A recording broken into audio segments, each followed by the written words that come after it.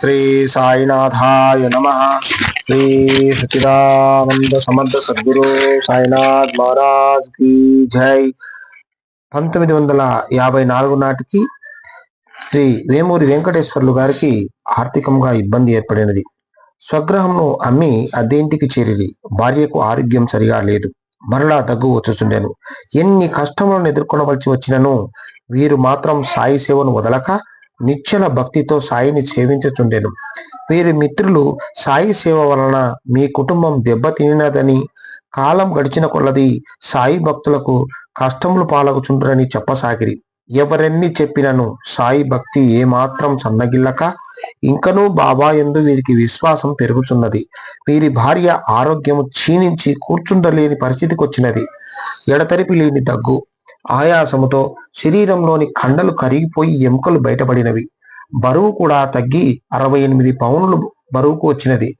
రేపల్లెలోని డాక్టర్లు పరీక్షించి ఆమెకు క్షయాని, ఊపిరితిత్తులలో ఒకటి చెడిపోయిందని చెప్పి ఎక్స్రే తీయించమని చెప్పిరి. మరుసటి రోజు అనగా 1/11/1955 గుంటూరు కుగ్లర్ ఆసుపత్రిలో ఫోటో తీయుటకు చేర్పించి కుమారులిద్దరిని అచట ఉంచి 2వ తేదీ ఫోటో తీయించుకుని రమ్మని వారికి చెప్పి తాను తిరిగి రేపల్లెకు వచ్చినారు వెంకటేశ్వర్లు గారు.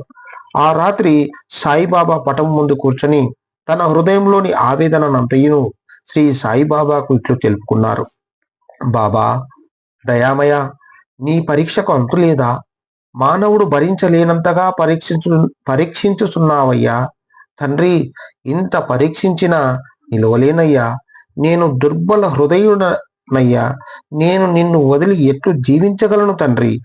ఈ వయస్సులో ఈ బిడ్డలతో చేయతో ఉన్న భార్యతో నన్ను ఏడ్పించుటయే నీకు ఆనందమైతే అటులనే కానిమ్ము అని ఆవేదనతో అనేక విధముల బాబాను ఆర్థించుచు, ప్రార్థించుచు, నిందించుచు, నిష్ఠూరముల నాడుచు వెంకటేశ్వర్లు గారు నిద్రించిరి. మరుసటి రోజు ఉదయం పొద్దున్నే స్నానం చేసి మరలా సాయి పటము ముందు ధ్యానంలో కూర్చునగా ఆ పటము నుండి సాయినాథుడు, ఏమిట్రా టీబీయా? టీబీ ఎవరన్నది అని అన్నారు. 2వ తేదీ సాయంత్రంకు గుంటూరు నుండి వీరి భార్య, కుమారులిద్దరూ రేపల్లె చేరిరి. మరో రోజు ఉదయం 10 గంటలకు తీసిన ఎక్స్రే కూడా వచ్చినది. దానిని వెంకటేశ్వర్లు గారు బాబా పాదముల వద్ద ఉంచినాడు. బాబా, నీ మాటల యొక్క నిజం ఇప్పుడు తెలియనులే అని అనుచుండగా వీరి భుజంపై తాకినట్లు అనిపించినది. సుగంధముల వాసనలు ఇల్లంతయు వ్యాపించినవి. శ్రీ వెంకటేశ్వర్లు గారు ఆ ఎక్స్రేను తీసుకుని దగ్గరలోనే ఉన్న డాక్టర్ వెలమూరు రామకృష్ణారావు గారి వద్దకు వెళ్ళి వారికి ఇచ్చినారు. వారు ఆ ఎక్స్రే చూచి ఆశ్చర్యం చెందుచు, ఇందులో ఊపిరితిత్తులు బాగానే ఉన్నవని, అంతకు క్రిందట 3 రోజుల క్రితం చూసినప్పుడు ఒక లంగ్ చెడిపోయి ఉన్నదని కదా, మరి ఇప్పుడు డాక్టర్ గారు వారి ఇంటికి వచ్చి ఆమెను స్వయంగా స్టెథోస్కోప్ తో పరీక్షించి ఆమెకు లంగ్స్ లో ఎటువంటి దోషం లేదని నిర్ధారించి చెప్పి, మీరు సాయిబాబా భక్తులని విన్నానే గాని ఇప్పుడు ప్రత్యక్షంగా మీ భక్తిని చూశాను. మీ డాక్టర్ మీ వద్దనే ఉన్నాడు, మీకు వేరే మందులెందుకు అని చెప్పి వెళ్ళిపోయినాడు ఆ డాక్టర్ గారు. ఏ మందు కూడా అవసరం లేకనే ఆమె పూర్తిగా ఆరోగ్యంను పొందినది. మరలా స్వగృహంను సమకూర్చుకొని 1956లో అందులో చేరినారు. 1957 నాటికి మరలా వీరికి ఆడ శిశువును బాబా గారు ప్రసాదించిరి. వీరికి 4 కుమారులు, 3 ఆడపిల్లలు, మొత్తం 7 సంతానం. శ్రీ సాయిబాబా అనుగ్రహంను శ్రీ వేమూరి వెంకటేశ్వర్లు గారు పొందినట్లు ఈ క్రింది లీల తెలుపుచున్నది. తాను ప్రార్థించకయే, తనకు తెలియకయే జరిగిన తన కుటుంబ రక్షణ బాబా ఎట్లు చూపిరో ఈ లీల తెలుపుచున్నది.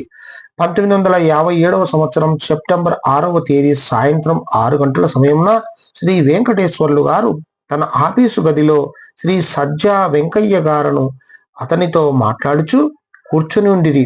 అంతలో వీరి భార్య ఆదుర్దాగా వచ్చి పిల్లవాడు బావిలో పడినాడని చెప్పినది. ఆ మాట వినియు వీరు చెలించక బాబా అనుచు లేచి తనతో మాట్లాడుతున్న వెంకయ్యతో కలిసి ఇంటి వెనక దొడ్డిలో ఉన్న బావి దగ్గరకు 2 నిమిషములలో చేరిరి.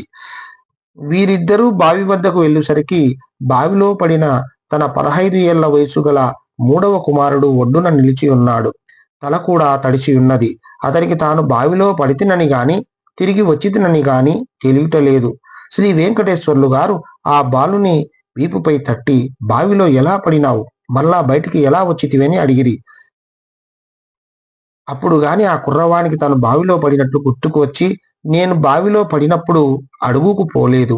కొంత లోపలకు వెళ్ళగా ఒక ఇటుక రాయి నా కాలు క్రింద అడ్డు రాగా ఆ రాతి మీద నిలుచున్నాను. తర్వాత ఎవరో నన్ను ఇక్కడ దింపారు అని చెప్పాడు. ఆ బావి ఒర్లతో ఉన్న బావి, బొడ్డు బావి, గిలకలు కూడా లేవు.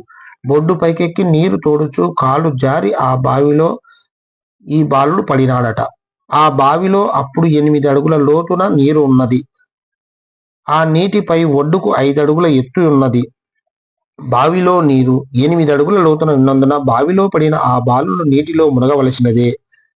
ఇటుక రాయి నీటిపై ఎట్లు తేలినది. ఆ రాతిపై నిలిచి ఆ బాలుడు మునగకపోవుట విచిత్రం కాదా?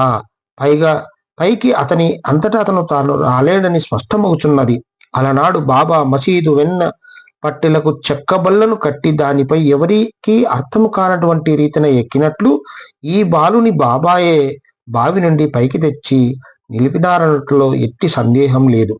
అతడికి వచ్చిన సజ్జా వెంకయ్య వీరితో, పంతులు గారు, శ్రీ బావిలో సచ్చిదానంద పడ్డవాడు సమర్థ సద్గురు సాయినాథ్ మహారాజ్ కి జై.